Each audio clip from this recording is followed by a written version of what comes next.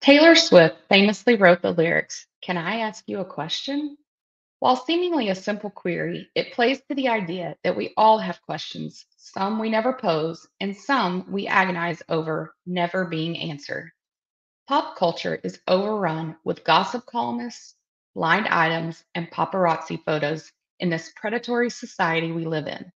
But what if you actually got to sit down with your favorite artist or athlete? What if you got to ask them all the questions you've always pondered? But here's the catch: you can't ask them questions that you've seen speculated on in social media. Instead, you get to ask them why. Why did they write that song? Why did they choose that part to audition for? Why did they sign with that team? Why did they write that book? Back in the day, MySpace was known as, quote, a place for friends. The Y Space show is instead a place where we get to really know each other, not just on the surface. Knowing why someone does something can literally change the trajectory of history. That being said, can I ask you a question? Okay. Hey, y'all. I'm Mandy, the host of the Y Space show. And today I have my friends Laura and Becca back on the show. Ladies, welcome. Hey Hello. guys. All right. So, on today's episode, we're going to talk about the movie Barbie and the cultural impact, or just pop culture impact for some of us, of how this movie has affected society. And so, we've got our usual questions and things we're going to talk about. And if you have thoughts and opinions about our thoughts and opinions, we'd love to hear that. So, we're going to kick it off. There are people who have actually not seen the Barbie movie. So, I wanted to explain briefly what it's technically about, but I also wanted to say, and Laura, you will probably not be aware of this part, but on Sunday, this past Sunday, we had the Golden Globe Awards. Mm. That's an award show, if you don't know. Okay, got it. It's Yes, a one. Okay. So there's a comedian, Joe Coy, and he like did his little monologue at the, I guess it was at the beginning. I can't remember when he made this Barbie joke, but he essentially made a joke about Barbie, that it was just a movie about a plastic doll with boobs. And it went over like a lead balloon. The camera panned to like a bunch of the people in the show, in the movie, and they were just like, yeah, dead stare. He was a real bomb. He made a Taylor joke later in the day too, or later in the show, that went over even worse. Wow. But the movie is actually not about just a plastic doll with boobs. It's actually a real life human. But I guess technically the Barbie movie is like rooted in, Barbie is obviously a toy that was created way back in the day, and then these like come to life in the movie, and so it's really about Barbie's journey to like figure out who she is, kind of thing, and where she kind of fits in the world, or which world. I'll try not to do a lot of spoilers just in case you haven't seen it and you want to see it, but I can't promise that that's not going to happen. So let's kick it off. Like you've had time to see it. Yeah, like if you weren't one of the ones that gave them some of their billions, I'm sorry. So I'm going to start with you, Laura, because I will say I think all three of us have a different relationship with this movie, and you probably have more of the emotional connection to the movie. So I'm going to start with you. Let's start with like, what lessons did you learn from the movie? I think the biggest one that I wasn't expecting anything. I genuinely just watched the movie because Brett was out of town. It was on Amazon Prime. I had time to, I could. So I went in without cold turkey. I knew nothing. I didn't know who was in it. I knew Feels on brand. That feels right. Yeah. And so I feel like my takeaway was just how, I hate to say empowering because that feels like such a like woman power thing, and I don't love that. But I do feel like it was like empowering to humans as a whole, of like, you were created to be you. You weren't created to be like someone else. You weren't created to fit in a box, fit in a mold, to do a certain thing. Um, you were created to be you. And that really stuck out to me because I feel like I feel like all humans battle this, but just of comparing yourself to other people and other people your age or in your life stage, and what are they doing and how are they parenting and what's their career and how much money are they making. And that's just not what we are. That doesn't benefit anyone if that's how we're approaching our life. I like that. Becca, what about you? What lessons did you learn? I think for me, it just kind of showed how imperative it is to step outside of your own world sometimes and go through some adversity to truly discover, like, who are you? Like, you've lived in all of these expectations before and you have followed what you're exactly supposed to do. And then when you start to step outside of that or some things start to go awry, just discovering, like, who am I in these adverse times? Who can I rely on in these times? And just knowing that it's important to go through that everybody does it. It doesn't matter how picture perfect it looks on the outside. People are typically just playing a part. Mm-hmm. So that it's not bad to go through those adverse times, that it's a struggle and it's hard and it sucks. But the outcome of it is, what's pretty. Yeah. So. I think I would agree with both of you that I took some of those same things. The whole idea of, like, when I think about Barbie, first of all, let me ask this. Did y'all play with Barbies as kids? Yes. You did? Did you? No. So I didn't play with Barbies, and I don't know that it was like that feels right. I don't know. That's what I was just going to say. Like, I don't know that it was like a conscious decision not to play with Barbies. I mean, I think I had a few, because I can remember like cutting one of their hair, like the hair off of one, and getting in a lot of trouble for that. Sure. But I think I made Weird Barbie before that was even a thing. But yeah, it wasn't a big thing to me. And I think so. When the movie was coming out, I was aware that this was a thing and who all was in it. Unlike some of us. But I didn't have any desire to see the movie. I did not go see it in the movie theater.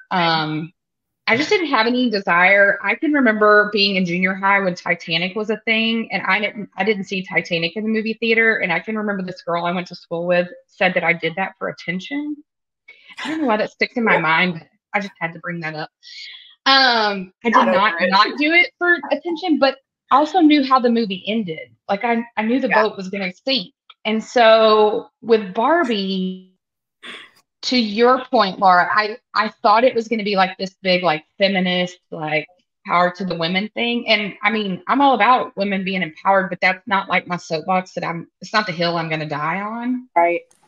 I've never been like disadvantaged. So it's saying that from a point of like privilege, I get, but still, that's just my experience. So I didn't see it in the theater. I actually just saw this on a plane on the way home at Christmas. And I thought I was going to hate it, and I didn't hate it, but I took the same kind of lessons. I think the thing that stuck out the most to me was like,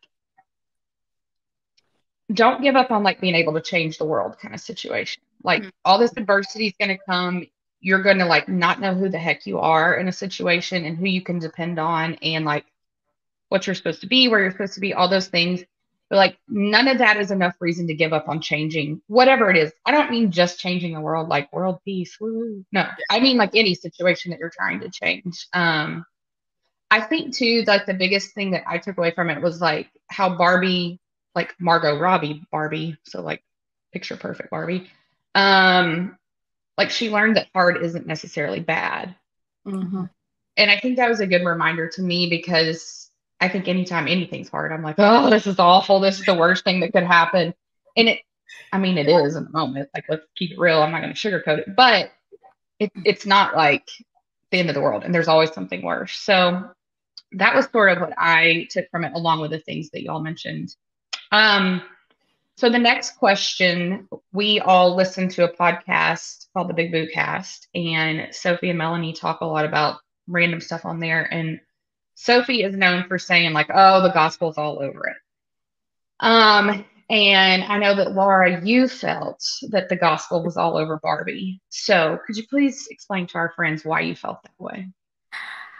I felt that way solely for the purpose of what I said previously, of what I got from the movie or whatnot. Like, we're all created so uniquely different, and we have such different talents. And for us to, I mean, this is like, can almost make this like super spiritual, but like for us to try and be like someone else, that is depriving the body, the church, of who God created us to be and the purpose that he's put inside of us. And I really did feel like Barbie did a good job of like all the Barbies. Like, they were all called Barbie and they all did such different things and they were all so unique. And I just, I don't know, like, I thought that that was just a beautiful picture of what this life, what church, what being a Christ follower, whatever, like what that's supposed to look like is just us being exactly who God created us to be and using our talents in their way and not trying to copy somebody else or fit into somebody else's shoes or not. Yeah, so I mean, candidly, when I first watched it, I did not feel the spirit move and think about the gospel at all. But when you said it via text to us, I was like, oh, I could see that. It totally struck me when you said it too. Like, do y'all remember when we were like teenagers and you were going to youth group, and it feels like the youth pastor always had like a movie clip to show with his little sermon. I feel like on a Wednesday night, there's always a movie clip, and um that was like their hook, right? How to like get you interested in the topic. I like, once you said that, I was like, oh, I could totally see a youth pastor flopping Barbie up on the screen, and you know, 100%. totally saw that. I think Yeah. for me too, because the movie was really like, to me, it was more like a journey of like self-discovery, as woo-woo as that sounds, which is not my personality. But I think if you want to take a spiritual spin on that, obviously, like everybody, like you said, everybody kind of had their own little niche and their own thing. Like, there was weird Barbie, there was lawyer Barbie, like all these President Barbie, all these people. But like, it was really about them having to figure out like where they fit and everything. And so, of course, in church, we would say that comes back to Jesus and figuring out that part of your life will help you figure out your self-discovery. But Becca, I know you don't have any thoughts or opinions on that, probably. I just didn't go how did it feel? Do you now feel like that you could see it? Or I mean, you could definitely pull parts and see how the gospel could be applied to it. I just kind of like you, I watched the movie just to enjoy the movie. And so I didn't go deep into the feelings on it. that feels on brand too. This movie is really like hammering home the on brandness with this crowd. So if you read any of the reviews or like, you know, summaries of the movie, it talks all about like existential crisis, which is like, what the heck is that? You know, so I did a little research for the show, and I looked up, I mean, I knew what it was, but I was doing this for the show. I looked up like the definition of an existential crisis. Okay. And so I'm going to drop some knowledge on you. So by definition, it refers to the ensemble of feelings and questions we have to do with the meaning and purpose of our life. These questions aren't easy to find answers to, and they can leave us feeling stuck. Literally the Webster Dictionary definition. So obviously, I think that was kind of like the ongoing theme with every character in the movie Barbie, which begs to question, why do you think everyone needs to walk through an existential crisis in their life? Or do you feel like they shouldn't have to? Becca, we'll start with you. I think that everybody should. And honestly, I think everybody will at some point, because you have to figure out what your own truth is.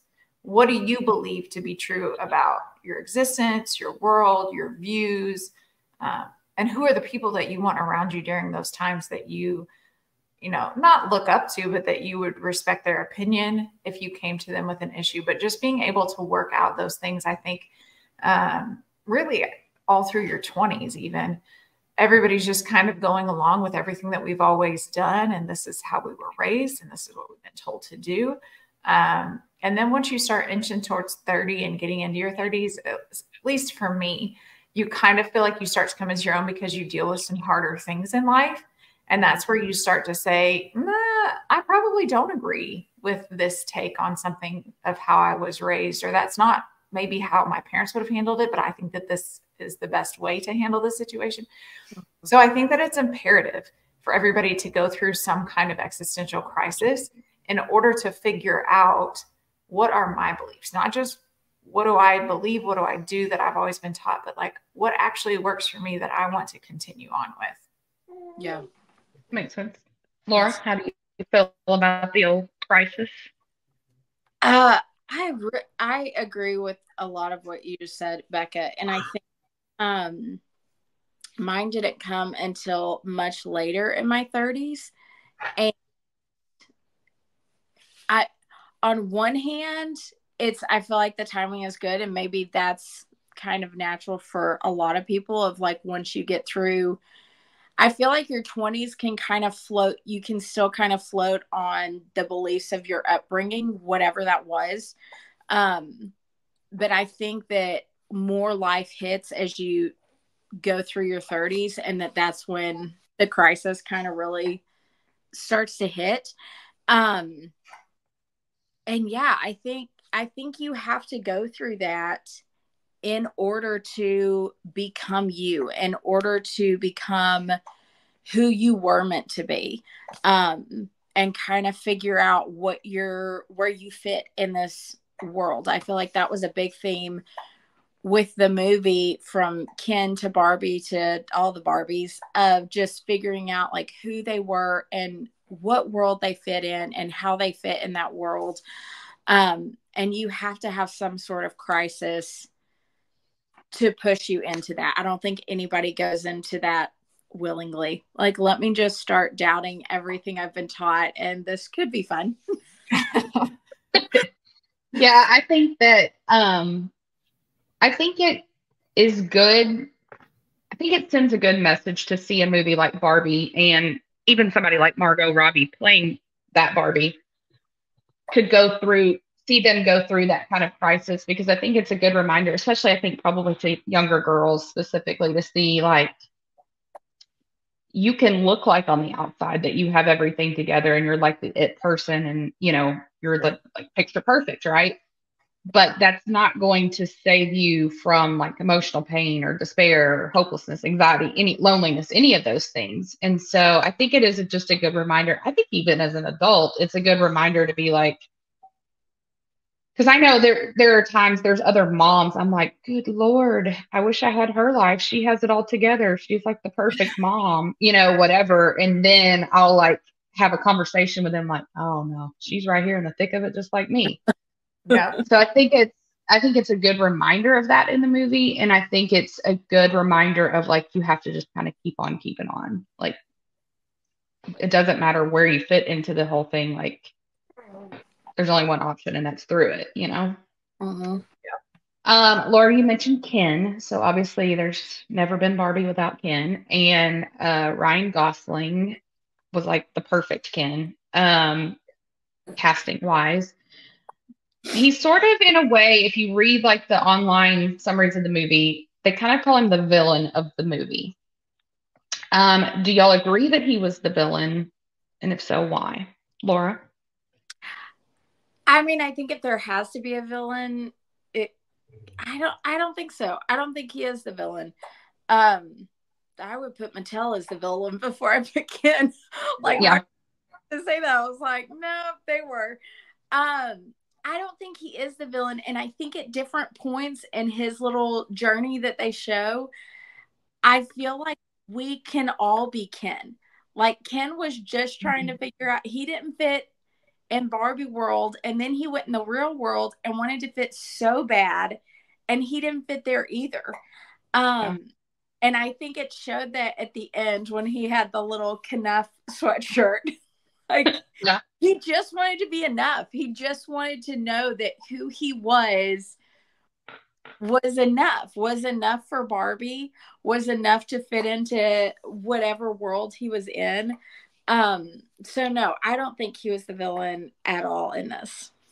Yeah, I kind of took on the same thought process. It seemed to me more like Will Ferrell's character was the villain. Yeah. I think that they did a really good job with Ken to portray, again, you've lived in this picture perfect world and you followed these rules that you were always supposed to follow and live this life you were supposed to.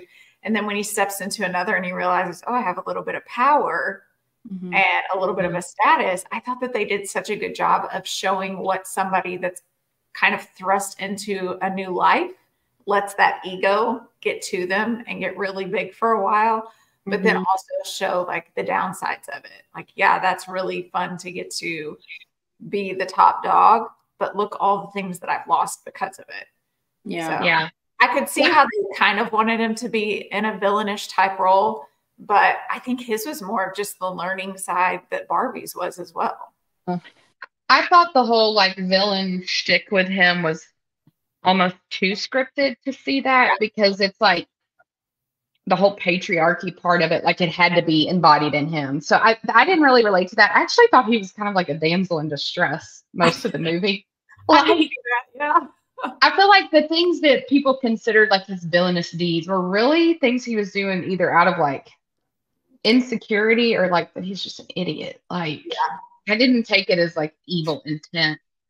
I actually saw a lot of, if we're going to bring up the gospel, I actually saw a lot of that with his character and kind of that whole like redemption arc that he had of like, he spent the whole movie not being able to admit that he didn't even like ruling the whole patriarchy, you know?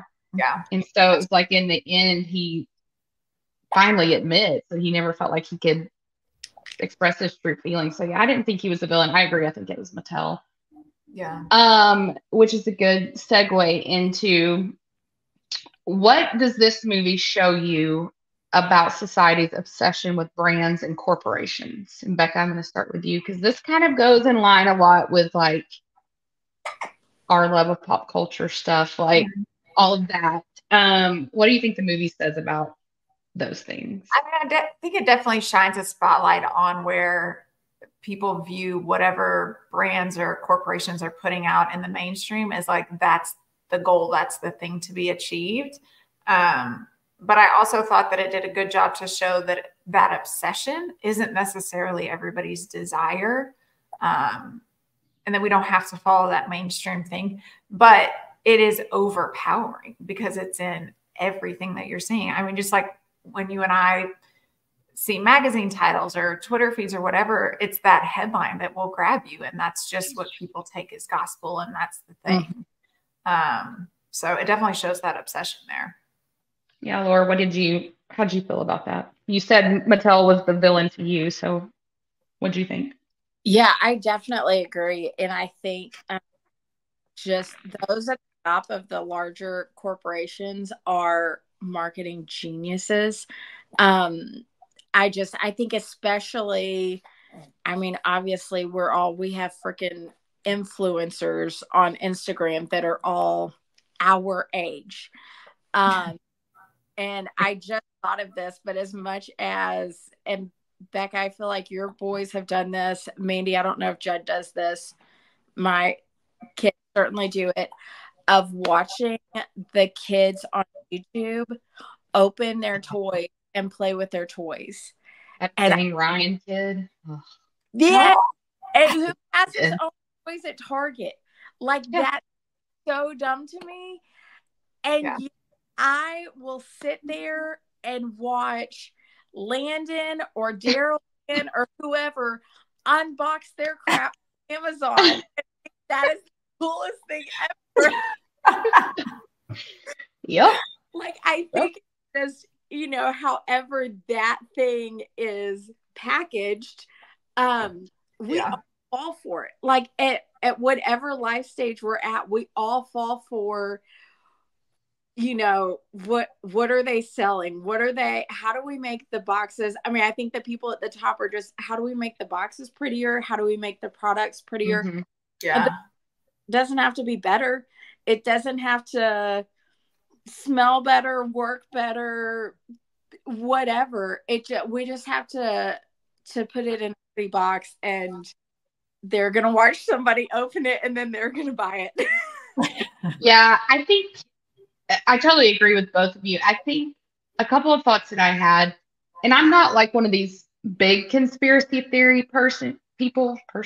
I do believe there's a lot of conspiracy theories out there, but I'm not one of these people that gets like really hyped up on this. But what I would say is it made me stop and realize like to think more often than I do, like what is behind this company's angle? Like when things are really getting pushed on social media, a product or whatever, what's the angle? Like, Yeah. An angle. and it's made me a little more conscious of like when you hear about companies that are doing good things or vice versa, like who I want to support more than the other. And that ties, Becca, like to what we were talking about in the other episode about like blind items and clickbait and all of that stuff. Like it's who you want to give your clicks to, it's who you want to give your purchases to and things like that. And I know everyone and every corporation has an angle. That's how they make money. That's how they stay in business. But yeah, it doesn't always have to be nefarious though. And I think the movie just highlighted that like in an obviously exaggerated, well, I hope exaggerated form. Yeah. So you mentioned our kids, Laura. How does or should this movie impact your parenting? I think for me, and that was I loved that question because I really, I like my parenting, even though I could look at my parents and we all could, no matter how good or bad our parents are, I think we could all look at our parents and be like, they should have done this differently. I can't believe they did this. Why did they tell us this? Why did they make us do da da da? But I also think, I mean, you talk about generational whatever. We also only know our parents' parenting. And so when you turn around to be a parent, if you don't intentionally make choices, you're going to do and say the exact same things that they did and said to you. And so this really, in such a good way, the movie and this question made me stop and think, how do I look at these kids, two step kids and one of my own? How do I look at them and allow my words and my actions, allow them to be exactly who they are and not who I think they should be based on who I felt like I was supposed to be growing up? I definitely felt like there was a box I was supposed to fit in, and I felt like I was parented in a way to fit in that box. And I think maybe we all are to an extent. I don't know. I'd be interested to hear what y'all have to say about that.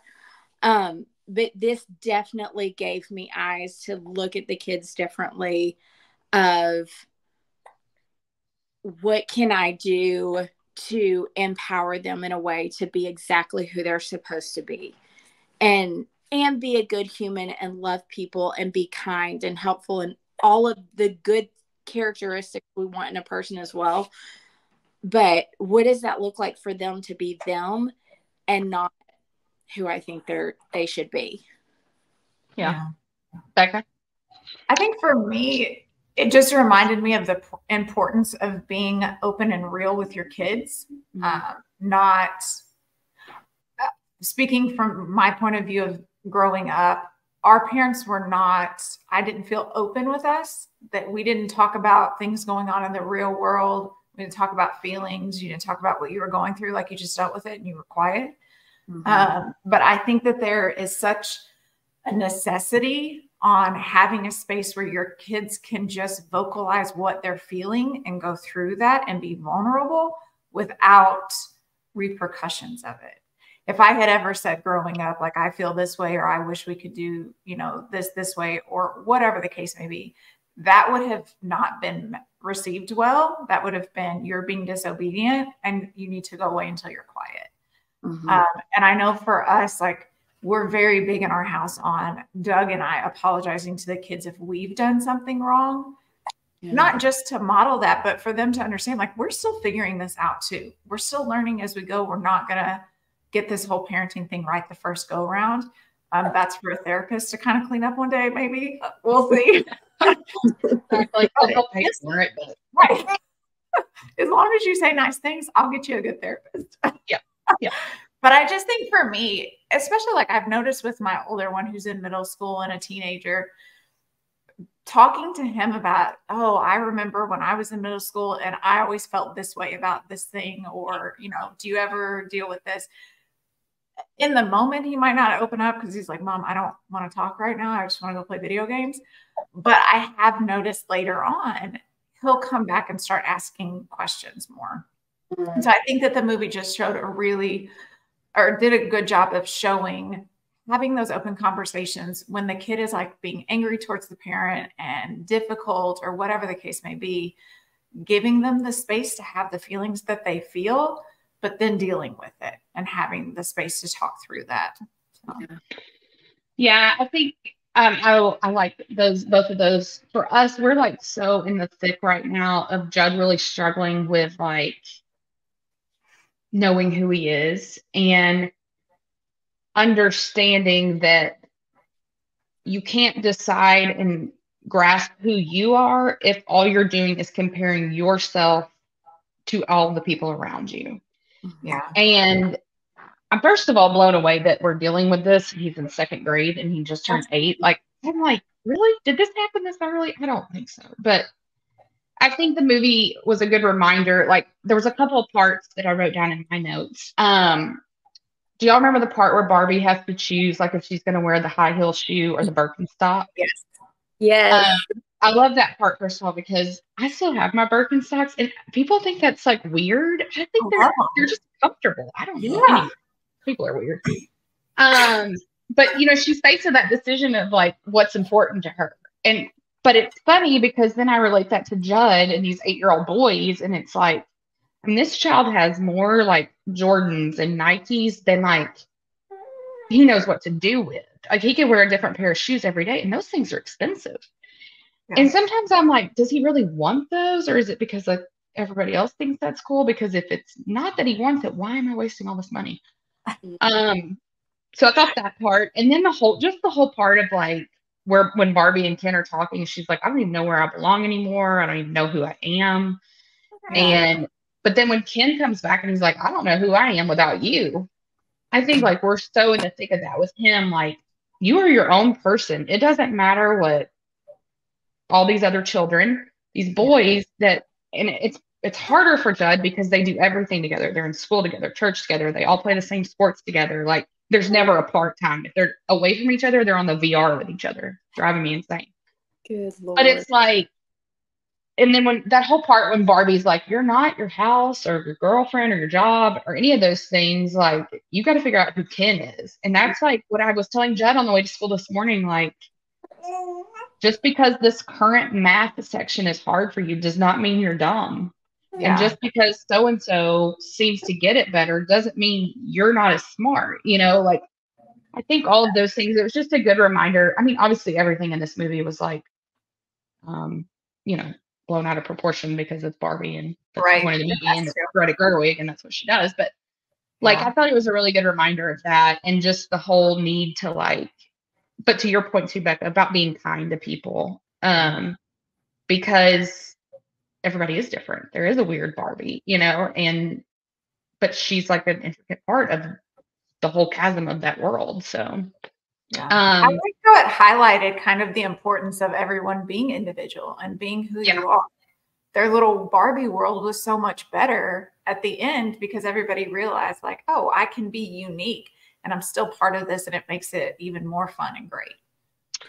Did y'all relate to like one of the specific Barbies more than the others? Laura, you did not? You just I didn't. She's like, I didn't even know who those actors were. So Becca, did you? I mean, probably I would have related to Margot's Barbie when I was younger, just being that picture perfect. No one can know what I actually think or believe or anything. But honestly, as an adult, I'm probably weird Barbie. Like, let's just call it out. Let's talk about it. Let's do the weird stuff. Like, let's try it. Okay, yeah. I plays splits. Oh yeah. loved it. There's always a leg somewhere. Yeah. Why not? What You never know. incredible, like, forethought, because who didn't take their Barbies and put them in the splits? 100%. But for them to like that was one of her things, and she's always in the splits. Yeah. I did that so well. So yeah. Yeah. I should have made this one of the questions, or at least researched it, but I got to thinking when I was thinking about this question, like I wondered what Enneagram number some of these people were. oh.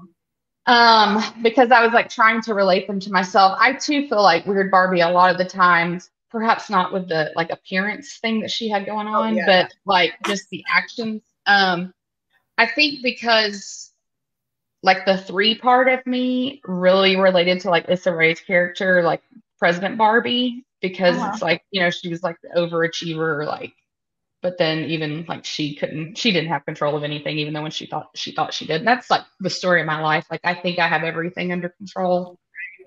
I got nothing. Not any of it.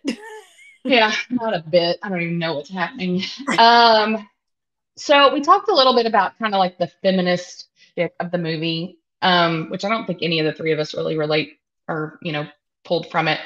But do you think the movie accurately depicts the expectations on women? Laura, did you feel that way? I want to hear Becca's response. Okay, Becca, start with you. I felt like it did a good job of kind of highlighting the contradictory expectations that women have. And again, I'm not one of those like raging feminists or whatever, but it was very succinct, and especially America Ferrera's monologue that she did when she was talking about all of the expectations of there's a huge, not many women stay home and just raise children. A lot of women go to work and raise children. So I think that it was so good to kind of highlight all of those expectations on women, and not necessarily that they're bad. It doesn't have to be a bad thing to have the expectations, but just calling out that it's difficult, and it's okay to think this is difficult. That you do have to go to work, but you also need to cook, and you need to raise the kids, and you need to run the errands, and you need to do the doctor's appointments. And you have to remember all the things that is kind of put on a lot of women. And I do think that there, sadly, in this society are still men that think that that solely is on a woman. There's not a lot of partners that we get to experience in life that come alongside and acknowledge the expectations and help with them. I'm not the only one living in this house. I'm not going to be the only one that cleans it and picks it up and realizes when things need to get done. Like everybody else gets to jump in and do it.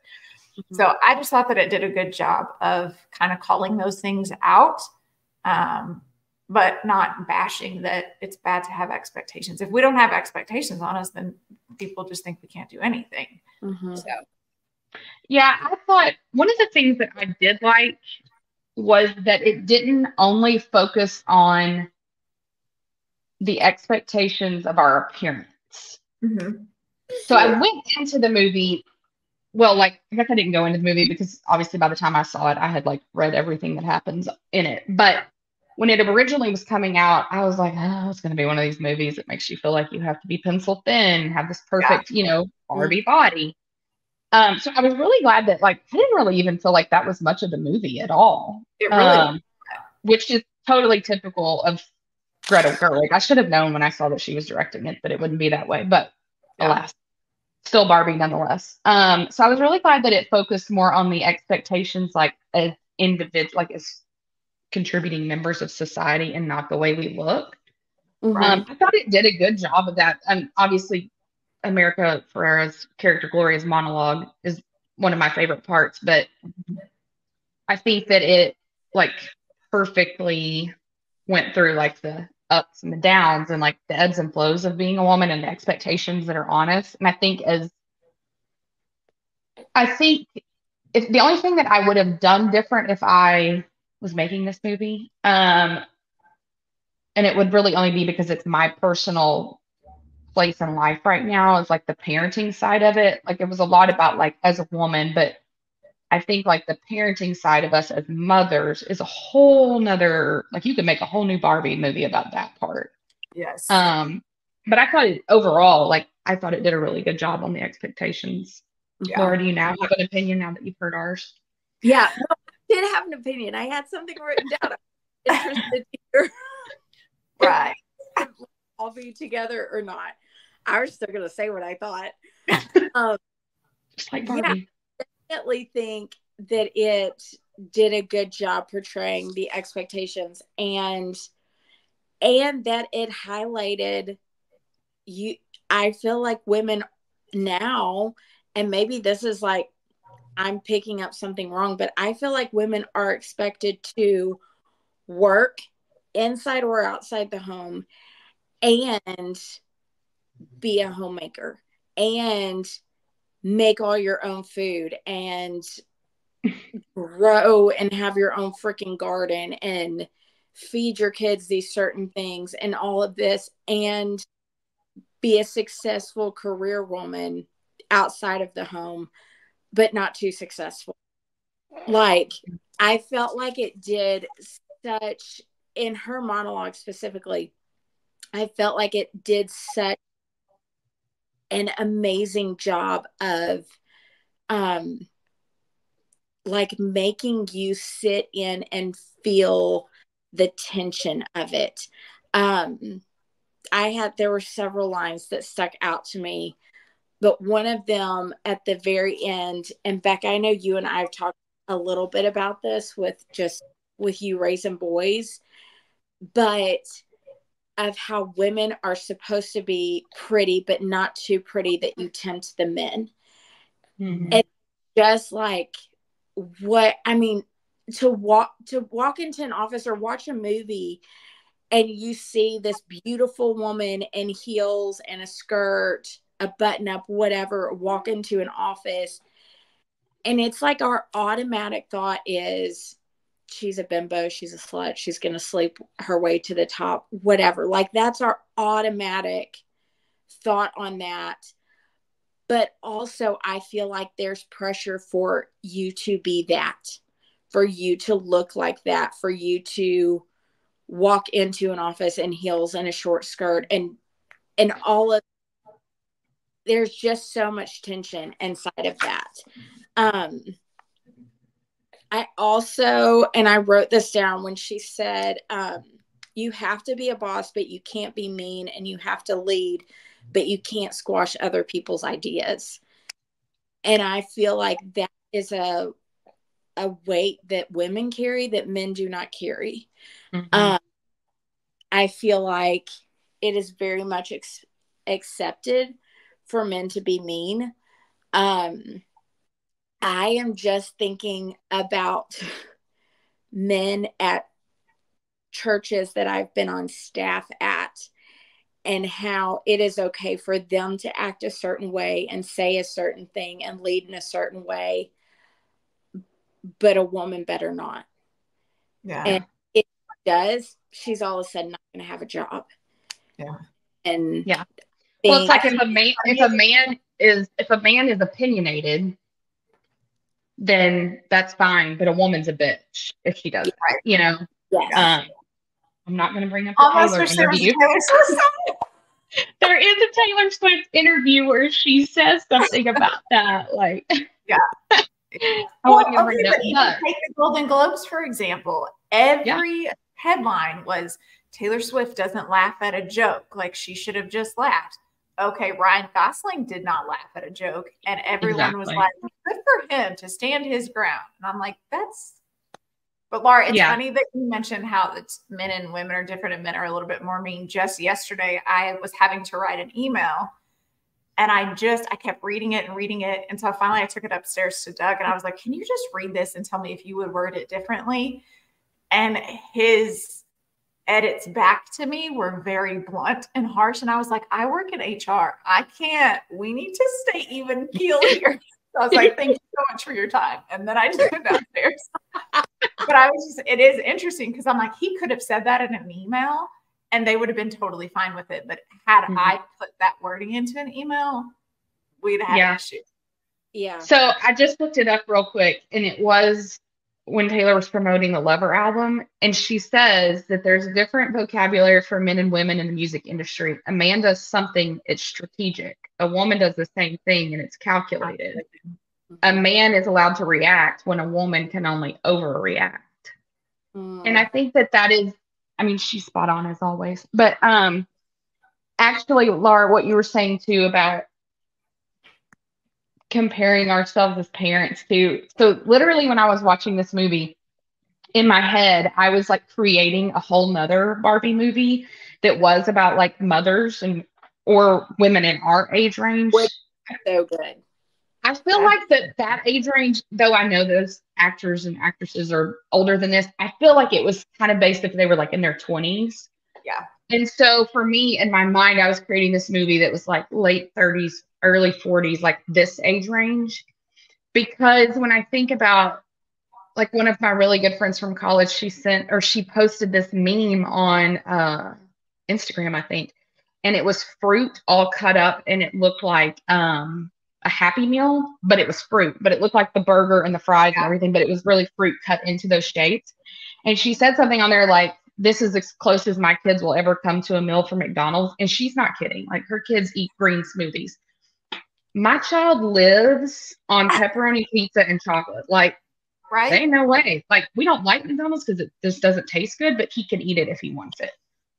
And so when I see things like that, I'm like, God, we are the worst parents, you know, but that's not reality. I think of Blake Lively. Becca, this may resonate more with you, but I think of Blake Lively because she seems to like always have everything. Like she's absolutely gorgeous. She's married to the perfect man. They have these children. They have these beautiful homes. She has this great career. She has all these famous friends.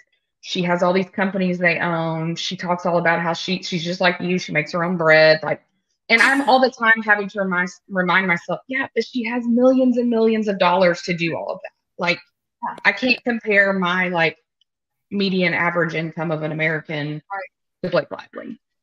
So and if also I made the people in the background that helped them do all of those things. Yeah, exactly. We don't have that. We are the ones in the background. Yeah, exactly. Okay, so let's talk a little bit about the movie itself. Becca, what is your favorite part of the movie? So again, because I didn't go deep into the feelings of it when I watched it the first time, my favorite part was just all of the visuals and the attention to detail. I felt like they did a great job kind of paying homage to our childhood and kind of letting us reminisce on that, like, you know, down to the food, the little waffle that she eats for breakfast and how everything is just curated and perfect and stiff and, you know, all in its spot. So I really liked that. I really liked how it was coupled with the expectations that society has when you step out of your little bubble.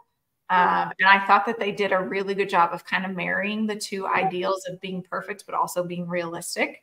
And I liked just kind of the theme of recognizing that it's okay to love something that's flawed and continue to love it while you're trying to correct it. So just kind of that overarching theme, but also just the insane attention to detail that Greta put into that. That was my favorite. Yeah. Laura, what was your favorite part? I had a few, and as you know, I took some notes. Such a weird world you're living in. Man. Okay, so my favorite one, the first part when she starts realizing that she's having or she's malfunctioning. Her feet go flat. Yeah. And the girl that screams flat feet, they all they're dead. It cracks me up because that feels so unexpected to me. Yeah. It's like you would almost think they would be like hush hush, like, oh my gosh, don't tell anybody, and they're all like whispering about it. But just the way that she like says it so loud, and the lifeguard looks over with his binoculars at it, like it's fantastic. Yeah. I also love the part once they get to the real world and she's like trying to like sit inside of it and figure out who she is supposed to meet, who she's supposed to connect with. And Ken's just like standing there, like, what am I supposed to do? Where am I supposed to go? What am I supposed to do? And she's like, Ken, go for a walk. And he goes, by myself? Yeah. By myself? Of how many our men would be like, Yeah. you're gonna figure this out, and I'm supposed to just go be by myself. Yeah. Like that. Just, I loved that. And then last part was when she went to see Weird Barbie and she was picking the shoes, and they were like, you don't have a choice, you have to pick the heel. And she's like, I don't want to pick the heel, I don't want to know, I don't want to know. Yeah. And I loved, like, oh my gosh, like please just let me go back to not knowing any of this. Please let me go back to my eyes not being open, and I could just keep living in oblivion. Yeah. Becca, the flat feet part, do you remember when the Eras tour was, I think it was in Yes. Brazil or Argentina, when her heel broke, but her foot never left the position? Nope. Kept it up. It just stayed. Laura, there's a part when Taylor's heel, she has on these Louis Vuitton boots, and I mean, at least, and the heel breaks off mid-performance. She doesn't even, she leans down, pulls it off, throws it in the crowd, but her foot stays arched as if it's there through the whole song. Never, like, wobbled while she walked. Oh. It was like impeccable. But it was total Barbie. Like, it was insane. My God. That's totally what I thought of when the flat feet part happened. I obviously love Gloria's monologue. I think that's kind of one of the epic parts of the movie. I actually really enjoyed the conversation with Margot and Rita Perlman, who played Ruth, who, like, obviously was, if you go look it up, like, that Ruth person is who created Barbie and all that. Yes. But, you know, Barbie's like talking about how disappointed she is in the real world because she, like, made it out to be this thing, you know, that it was going to be so much better and all that. But the part when, like, Ruth, the character Ruth, starts telling her that, like, the complexities are what make the world beautiful, and that, like, urge you have inside of you to, like, quit and just give up, it's like part and parcel of being a human. I love that part. I thought it was a good reminder that, like, even Miss Perfect Barbie wanted to be somewhere else. It's that whole grass is greener on the other side thing, you know? When people say that, I'm always like, yeah, but still got to get mowed. Like, she thought the real world was going to be so picturesque and perfect, yet she, like, we look at her like she's the perfect one, and then she gets there and she's like, well, this still is disappointing. So I just thought it was very poignant to me. Speaking of Gloria's monologue, did either of you have a favorite line from the monologue? I loved the whole thing, so I could have written the whole thing, would have been my favorite. But do either of you have a line that stuck out to you? Becca? I don't know that I had one that specifically stuck out. I just, as she was going through each thing, I just was nodding my head the whole time because it's almost like you relate to every single thing that she was saying. Yeah. For me, yeah, I'm the same way. It also reminded me of growing up. I don't know if it was like this in the churches y'all grew up in, but we had this one section in our church that my dad used to call it like the amen corner. It seemed like these guys that would always like yell out amen mid-sermon all sat in this one section. And so when she was going through the monologue, I like my head could hear like the amen corner as my dad was going, because I was like, oh yeah, amen. Yep. But for me, that part where she says, and it turns out, in fact, that not only are you doing everything wrong, but also everything is your fault. Yes. That's like just the season of parenting and life and marriage that I'm in right now, that, like, and it's not something anyone else is putting on me. It's what I'm putting on myself, that I feel like I'm not getting these things right, and it's all my fault. Like, my son is struggling with this because we did this wrong, and this is all my fault. When in reality, like, everybody's on their own journey. Like, we actually are not as awesome and in control of everything as we think, and we're not the center of everything. So it can't all be our fault, but it definitely feels that way. And I think it feels that way because as women, like you were saying, or like y'all were saying, we do everything. We make the appointments, we do the errands, we clean the house, we do all these things. So obviously if something goes wrong, it has to be our fault because we do everything. Yeah. And so for me, that was the part that I was like, mm-hmm, amen. Yep. Yeah. Laura, did you have a favorite line or section? Yeah, I almost the exact same answer as you. Like, I liked the entire thing. I didn't think anything was out of line or off or over exaggerated. Like, it very much all seemed dead on. But I do the end when she, not only are you doing, but it's all your fault.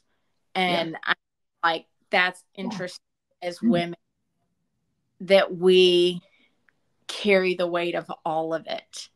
And I wondered a lot listening to that of what would it, because I feel like men could write a monologue too of how hard it is and their expectations to be a man.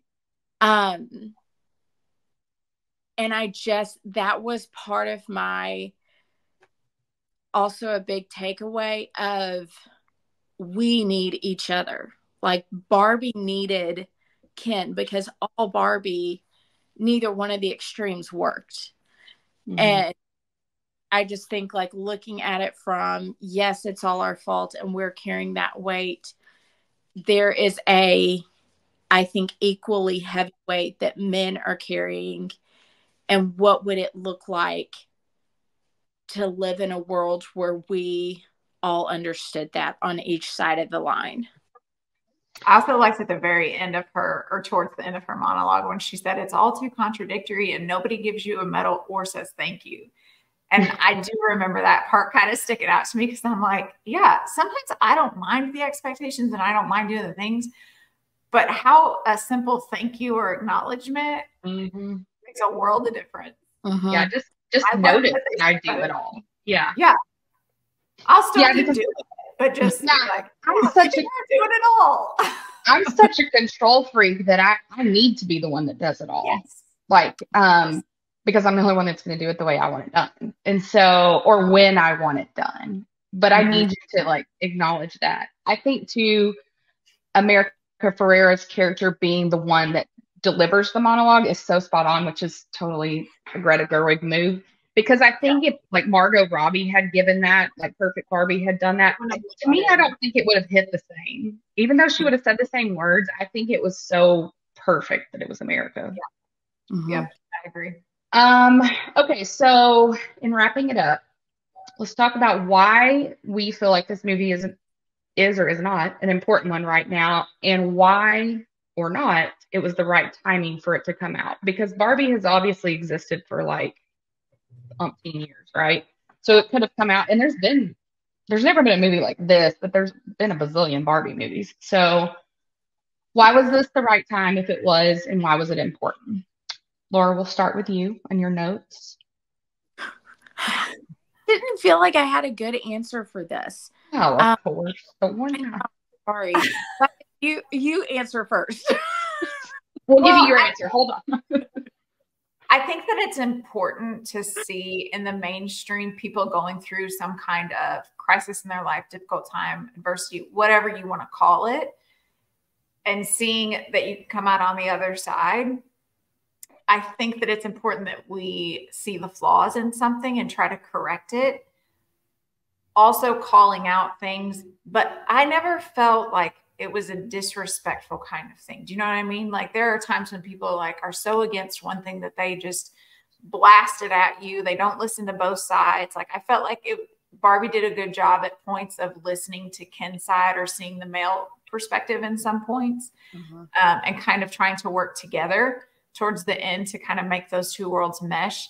But I thought we're in such a pivotal time in our history with the female and male roles really being mushed together and kind of taking away the female voice and who a female is to discredit that.